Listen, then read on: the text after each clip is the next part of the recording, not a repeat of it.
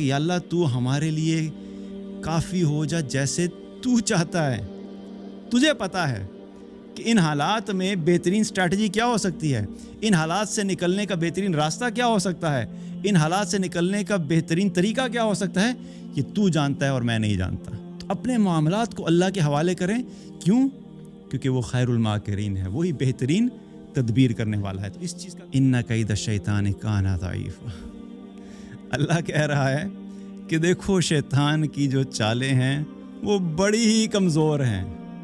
یہ مارکیٹیر بڑا اچھا ہے, یہ باتیں بڑی زبردست کرتا ہے, یہ اس کا انداز بیان تو نہیں میں کہوں گا, لیکن پھنسانے کا جو انداز ہے یا وہ ایک پوزیشن کرنے کا جو جسے ہم سیلز پچ کہتے ہیں, یہ باتوں کا بڑا بادشاہ ہے. لیکن یقیناً یہ ایک چیز یاد رکھو کہ اس کی جتنی بھی چالیں تمہیں نظر آ رہی ہیں, اللہ کہتا ہے کہ بڑی ہی کمزور ہیں. تو آپ سوچیں کہ اذان کی وجہ سے اس کے اوپر اتنا ہائی لیول آف سٹریس ہوتا ہے کہ اس سے کھڑا نہیں ہو جاتا, وہ بھاگتا ہے ادھر سے. دوسرا ٹول پتہ لگ گیا, اذان. شیطان اذان کے سامنے کھڑا نہیں ہوتا, اور اس سے پتہ ہے کتنا کمزور ہے. کہ سورہ بقرہ پڑھی جا رہی ہے گھر میں, آپ مثال کے طور پہ بیٹھے ہوئے سورہ بقرہ کی تلاوت کر رہے ہیں. اب آپ سورہ بقرہ کی تلاوت کر رہے ہیں, شیطان آپ کے گھر سے بھاگ گیا, ڈر گیا, گھبرا گیا, پریشان ہو گیا, نکل گیا. اور دوسری طرف کیا ہے, آپ ایمان والے ہیں, اللہ کی کتاب کی تلاوت کر رہے ہیں, آیات پڑھ رہے ہیں, تو آپ کے ساتھ کیا ہو رہا ہے, وَإِذَا تُلِيَتْ عَلَيْهِمْ آيَاتُهُ زَادَتْهُمْ ایمانا. جب ایمان والے کون ہیں, جب ان پہ اللہ کی آیات کی تلاوت کی جاتی ہے تو ان کے ایمان بڑھ جاتے ہیں. ایک ہی کام ہو رہا ہے, سورہ بقرہ کی تلاوت ہو رہی ہے, شیطان گھر سے بھاگ رہا ہے اور آپ کا ایمان مضبوط ہو رہا ہے. دوسری بات یاد رکھیں شیطان کے بارے میں, وہ یہ ہے کہ یہ بڑا ہی کمزور ہے اور اس کی چالیں بھی بڑی کمزور ہیں. یہ ظاہری طور پہ کبھی کبھی یہ لگتا ہے کہ یوں پورٹرے کرتا ہے, کبھی مطلب وسوسوں کے ذریعے سے, کبھی خواب میں آ کے, اور کبھی انسانوں کے ذریعے سے. اس کے پاس ٹولز ہیں نا ڈفرینٹ. اللہ تعالیٰ نے کچھ طاقتیں تو اس کو دی ہیں, کیونکہ قیامت تک کے لیے جب اس نے کہا تھا کہ مجھے مہلت دے دیں, تو ظاہر ہے مہلت اللہ نے دی تھی. اب اس دوران میں وہ اپنی پوری اسٹریٹجی میں جو طاقتیں اللہ نے اس کو دی ہیں, لمیٹڈ پاورز, ان کو وہ یوز کرتا ہے. اور اس کے پاس کیا طاقت ہے, کبھی خواب کے ذریعے سے آ کے خوف زدہ کرتا ہے, کبھی لوگوں کے ذریعے سے آ کے, جو لوگ اس کے فالوورز ہیں ان کے ذریعے سے جو وہ خوف پھیلاتا ہے, اور کبھی وسوسوں کے ذریعے سے دل میں اور دماغ میں بلا وجہ وسوسے ڈالتا رہے گا. یہ بھی اس کے پاس ہے طاقت. لیکن انٹرسٹنگ بات کیا ہے, کبھی کبھی ہمیں لگتا ہے کہ یار یہ واقعی بڑی مشکل ہو جائے گی, بڑی پریشانی ہوگی, یار یہ بڑے طاقتور ہیں. اللہ قرآن میں اس کی حقیقت کیا بیان کر رہے ہیں, ان کید الشیطان کان ضعیف. اللہ کہہ رہا ہے کہ دیکھو شیطان کی جو چالیں ہیں وہ بڑی ہی کمزور ہیں. یہ مارکیٹیر بڑا اچھا ہے, یہ باتیں بڑی زبردست کرتا ہے, یہ اس کا انداز بیان تو نہیں میں کہوں گا, لیکن پھنسانے کا جو انداز ہے یا وہ ایک پوزیشن کرنے کا جو جسے ہم سیلز پچ کہتے ہیں, یہ باتوں کا بڑا بادشاہ ہے. لیکن یقیناً یہ ایک چیز یاد رکھو کہ اس کی جتنی بھی چالیں تمہیں نظر آ رہی ہیں, اللہ کہتا ہے کہ بڑی ہی کمزور ہیں. کیونکہ وجہ کیا ہے, شیطان کی چالیں کمزور کیوں ہیں؟ کمزور اس لیے ہیں کہ شیطان خود بڑا کمزور ہے. ہم نے اس کو سمجھ لیا ہے کہ بڑی طاقت والا ہے, ہمیں یوں لگتا ہے کہ پتہ نہیں ہماری ہر چیز پہ وہ کنٹرول کر سکتا ہے. اللہ کیا کہہ رہے ہیں, اس کی چالیں بڑی کمزور ہیں. اور اس کی چالوں کے مقابلے میں اگین اللہ سبحانہ تعالیٰ قرآن میں ایک جگہ پہ کیا فرماتا ہے, مکروا ومکر اللہ واللہ خیر الماکرین. ایک وہ چالیں چلتے ہیں اور ایک اللہ تدبیر کرتا ہے. بے شک یاد رکھو کہ اللہ بہترین تدبیر کرنے والا ہے. اس بات پہ یقین رکھو کہ اگر زندگی میں تمہیں لگ رہا ہے کہ تمہارے اگینسٹ بہت ساری چالیں چلی جا رہی ہیں اور بہت سارے لوگ تمہارے اگینسٹ ہو گئے ہیں, تو یاد رکھو کہ ایک فینومینا یاد رکھو کہ دنیا میں دو طرح کے لوگ ہیں, دو کیٹیگریز ہیں, اس کے علاوہ کوئی اور کیٹیگری نہیں ہے. ایک عباد الرحمن ہے, اللہ کے بندے, اللہ کی عبادت کرنے والے, اللہ کے غلام, اور ایک عباد الشیطان, شیطان کے بندے, اس کی پیروی کرنے والے. ان دو گروپس کے علاوہ آپ کو دنیا میں کوئی تیسرا گروپ نہیں ملے گا. تو جب بھی یہ سچویشن ہوتی ہے, خاص طور پہ ایمان والوں کے ساتھ, تو دوسری طرف کیا ہوتا ہے, وہ عباد الشیطان ہے, وہ شیطان کے فالوورز ہیں جو تمہارے اگینسٹ کیا کر رہے ہیں؟ چالیں چل رہے ہیں، تدبیر کر رہے ہیں. تو پہلی چیز اپنے آپ کو ریمائنڈ کراؤ کہ اللہ نے قرآن میں کہا ہے کہ شیطان کی چالیں بڑی کمزور ہیں، اس میں کوئی طاقت نہیں ہے. اور دوسری چیز کیا امپورٹنٹ اپنے آپ کو ریمائنڈ کرانے والی، وہ کیا ہے؟ یاد رکھو کہ اللہ نے کیا کہا ہے؟ واللہ خیر الماکرین، اللہ بہترین تدبیر کرنے والا ہے. اور اللہ کی تدبیر کا مطلب کیا ہے؟ ہم سب سے بڑی جو مسٹیک کرتے ہیں نا، وہ یہ کرتے ہیں کہ ہم اللہ کی پلاننگ اور اللہ کی تدبیر کو اپنی سوچ کے حساب سے ایویلیویٹ کر رہے ہوتے ہیں. ہم یہ چاہتے ہیں کہ خاص سچویشن کے اندر ہم ایک خاص قسم کا رزلٹ ایک خاص وقت میں خاص طریقے سے چاہتے ہیں.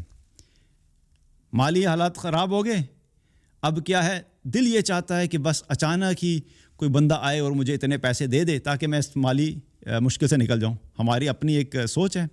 یا فلاں بزنس پہ میں نے انویسٹ کیا تھا، وہاں سے میری پیمنٹس آ جائیں گی، وہ پروفٹ آ جائے گا تو میرے لیے حالات ٹھیک ہو جائیں گے. یہ ہماری ایکسپیکٹیشن، وش، ڈیزائر یا تدبیر ہے. اور ہم یہ سوچ رہے ہوتے ہیں کہ بس اللہ اس طریقے سے جو ہے نا ہمیں یہ کر دے، کیونکہ ہمیں تو یہ سمجھ آ رہی ہے. لیکن انسان چونکہ اپنے علم کے حساب سے بھی کمزور ہے، اللہ نے انسان کو بھی ضعیف کہا ہے علم کے اعتبار سے اور جاہل بھی کہا ہے، تو ہمیں یوں لگتا ہے کہ ہماری سوچ کے حساب سے چیزیں ہونی چاہیے. لیکن جب بھی پھنس جاؤ، سچویشن آ جائے، تو اس آیت کو یاد کرنا، واللہ خیر الماکرین، اللہ بہترین تدبیر کرنے والا ہے. اور پھر اللہ کو اس آیت کا واسطہ دیتے ہوئے، حوالہ دیتے ہوئے اللہ سے کو، یا اللہ تو ہی بہترین تدبیر کرنے والا ہے، اور میں اپنے سارے حالات تیرے حوالے کرتا ہوں اور تجھ سے دعا کرتا ہوں کہ تو اپنی بہترین تدبیر میرے حق میں کر دے تاکہ میں ان حالات سے نکل سکوں. اور وہ بہترین تدبیر اللہ کو سمجھانے کی ضرورت نہیں ہے، یہ بتانے کی ضرورت نہیں کہ یا اللہ تو یہ کر دے تو میرا مسئلہ حل ہو جائے گا، یہ کر دے تو مسئلہ حل ہو جائے گا. اللہ کو کہ یا اللہ تو ہمارے لیے کافی ہو جا جیسے تو چاہتا ہے. اللہم اکفینہم بما شئت. یہ دعا بھی ہمیں جو سکھائے گی وہ کس لیے سکھائے گی؟ اس کا مطلب کہ یا اللہ تو ہمارے لیے کافی ہو جا جیسے تو چاہتا ہے.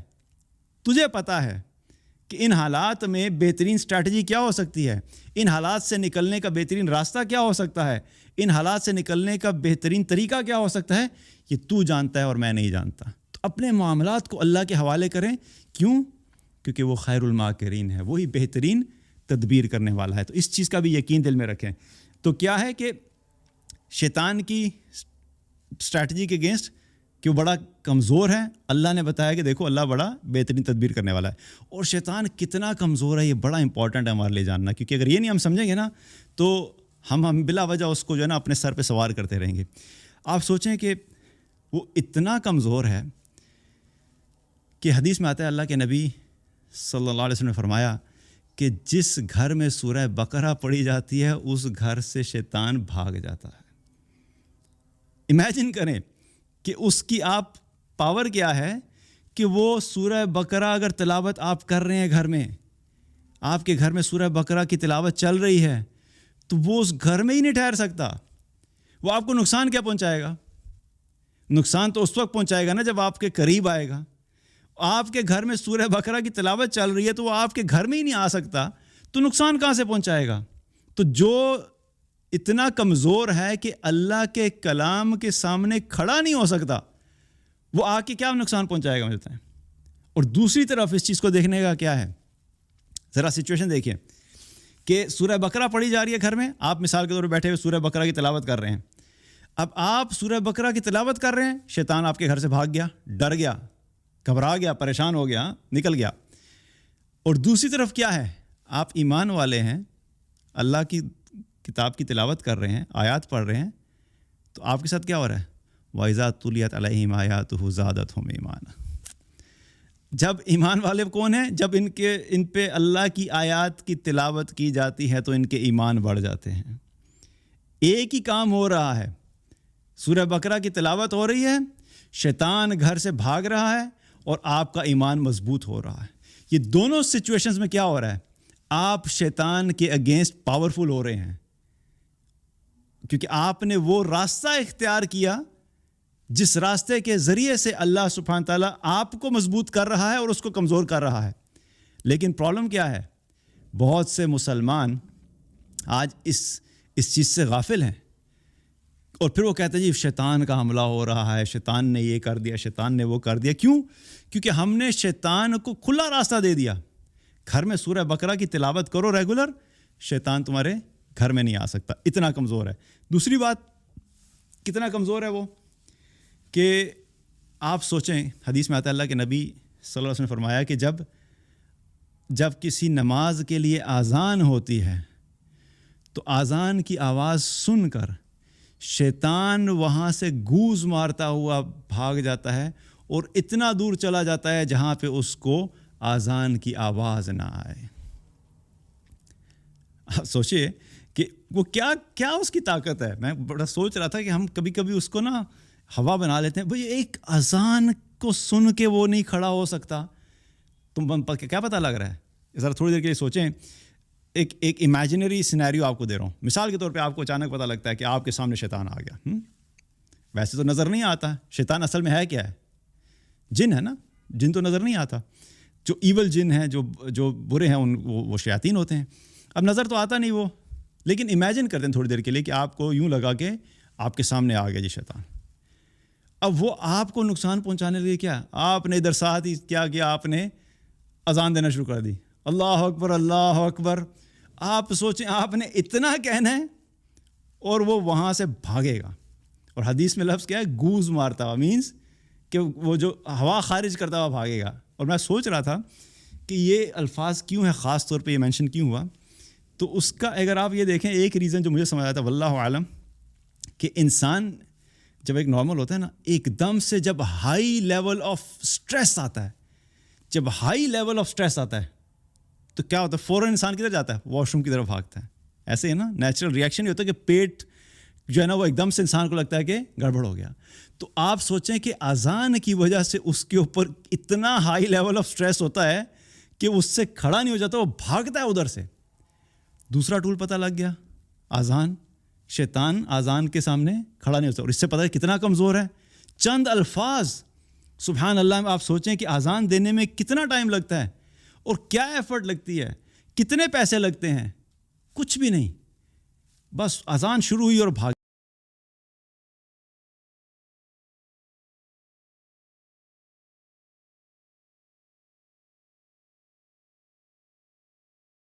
گیا. اتنا کمزور ہے. پھر اور کتنا کمزور ہے. رزق کی ہم نے بات کی تھی کہ رزق کا مالک اللہ ہے. تو جس طرح انسان کا رزق ہے، اس طرح تمام مخلوقات کے رزق کا مالک کون ہے؟ اللہ. کیڑوں کو رزق کون دے رہا ہے؟ اللہ دے رہا ہے. جانوروں کو رزق کون دے رہا ہے؟ اللہ دے رہا ہے. مچھلیوں کو رزق کون دے رہا ہے؟ اللہ دے رہا ہے. انسانوں کو رزق کون دے رہا ہے؟ اللہ دے رہا ہے. اسی طریقے سے جنات کو کون رزق دے رہا ہے؟ اللہ دے رہا ہے. وہ اپنے کھانے کے لیے رزق میں یہاں سے صرف کھانے کی ایگزامپل لیتا ہوں. رزق میں بہت ساری چیزیں ہوتی ہیں، لیکن کھانے کی ایگزامپل لے لیں کہ جو کھانا ہے وہ کھانے کے لیے بھی اللہ کے بھی محتاج ہیں، اور حقیقت میں جو شیاطین ہیں وہ انسانوں کے بھی محتاج ہیں. محتاج سے مراد کیا ہے؟ وہ ہمارے پہ ڈیپینڈنٹ ہیں کہ ہم ان کے لیے کچھ کھانے کے لیے رکھتے ہیں کہ نہیں رکھتے. حدیث میں آتا ہے کہ اللہ کے نبی صلی اللہ علیہ وسلم نے کیا فرمایا کہ جس کھانے پہ اللہ کا نام لے لیا جاتا ہے وہ کھانا شیطان نہیں کھاتا، اور جس میں نہیں لیا جاتا اس میں کیا ہوتا ہے؟ شیطان شامل ہو جاتا ہے. آپ بیٹھے، آپ نے بسم اللہ نہیں پڑھی تو کیا ہوا؟ اب آپ نے شیطان کے لیے کھانا پریزنٹ کر دیا. اگر آپ نے بسم اللہ پڑھ لی ہوتی کھانے پہ تو شیطان بھوکا رہے گا، وہ نکل جائے گا کہ بھئی اس گھر میں ہمارے لیے کھانے کے لیے نہیں ہے. اور اسی طریقے سے رات کو دروازہ بند کرتے ہوئے حدیث میں آتا ہے اللہ کے نبی صلی اللہ علیہ وسلم نے فرمایا کہ رات کے وقت دروازہ بند کرتے ہوئے اگر اس پہ اللہ کا نام لے لیا جائے تو اس گھر میں شیطان داخل نہیں ہو سکتا. یہ کوئی مشکل کام ہے؟ آپ سوچیں کہ اللہ کے نام کی طاقت آپ امیجن کرتے ہیں. آپ نے دروازہ بند کرتے ہوئے بسم اللہ الرحمن الرحیم پڑھ لیا یا بسم اللہ پڑھ لیا، کیا ہوا؟ اللہ کے نام کی اتنی طاقت ہے کہ شیطان کی جرت نہیں کہ اس گھر کے اندر داخل ہو سکے. آپ نے کوئی فزیکل گارڈ تو نہیں کھڑے کیے یا آپ نے کوئی بڑے بڑے تالے تو نہیں لگائے، لیکن اللہ کا نام اتنا طاقتور ہے کہ شیطان اللہ کے نام کے سامنے کھڑا نہیں ہو سکتا. تو آپ سوچئے کہ پھر ہم لوگ ہیں کہ جو ان سب چیزوں کو چھوڑ کر شیطان کو جو ہے وہ طاقتور بنا دیتے ہیں. تو اگر ہم ان چیزوں کو فالو کریں گے تو یہ آپ کو کسی قسم کا کوئی نقصان نہیں پہنچا سکتے.